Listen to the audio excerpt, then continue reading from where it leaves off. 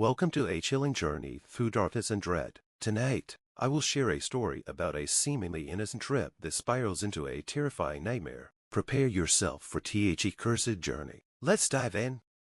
The cursed journey. It all started with the idea of an adventuresome thing to break the monotony of our everyday lives and reinvigorate our spirits.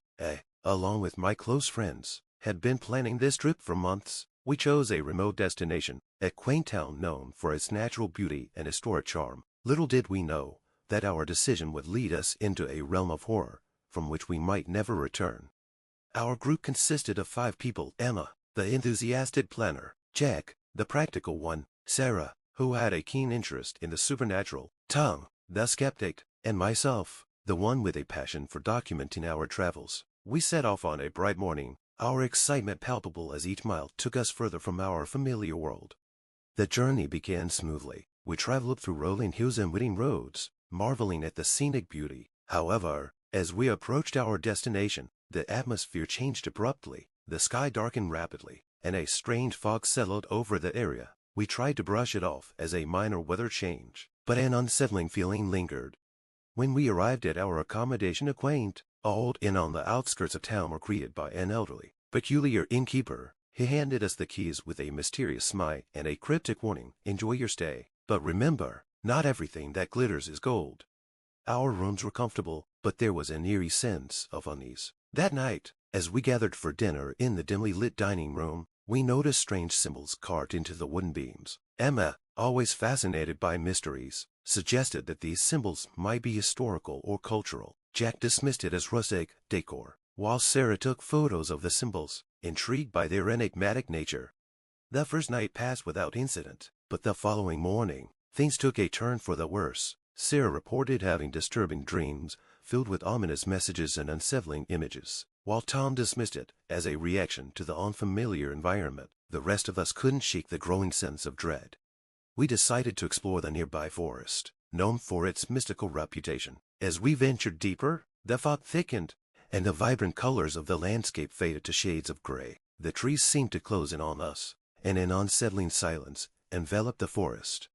We stumbled upon an old, abandoned cabin, its windows boarded up and door creaking in the wind. Despite our growing apprehension, curiosity drove us inside. The cabin was filled with dusty furniture and oddities, including an old notebook.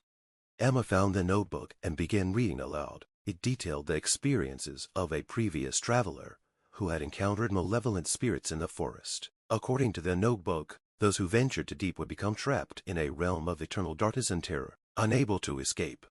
A chilling realization set in as we read the notebook. The forest seemed to react to it. The air grew colder, and shadows around us began to take on forms. We decided to return to the inn, but the forest no longer resembled the path we had come from. It was a labyrinth of twisted trees and eerie sounds.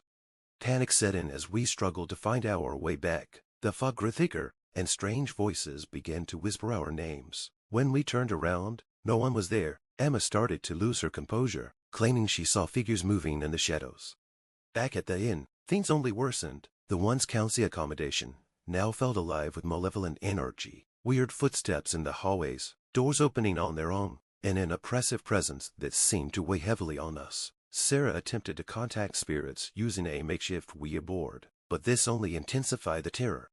The next morning, we discovered our car was missing. The inn appeared deserted, and the innkeeper was nowhere to be found. We were trapped, with no means of contacting the outside world. The forest became our prison. Every attempt to retrace our steps led us deeper into its grasp. We were running out of supplies, and our mental state was deteriorating. Hallucinations began to plague us, and we saw things that defied logic. Emma and Jack vanished one night, leaving us in a state of utter despair. Sarah and I continued to search, but the forest had swallowed them whole. Sarah's condition worsened, and she soon disappeared as well, leaving me alone in the heart of the forest. In the end, I found refuge in an abandoned house deep within the woods. But even here, the forest's grip tightened, the walls seemed to close in, and the sense of entrapment grew stronger. The darkness pressed against me, and the knowledge that there was no escape haunted me.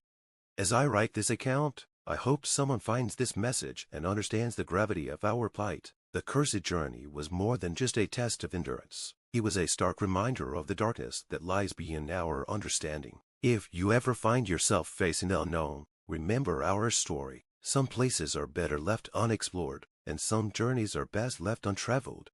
The forest waits, patient and hungry, for another soul to wander into its grasp. Beware the lure of the unknown, for it may lead you into an unending nightmare.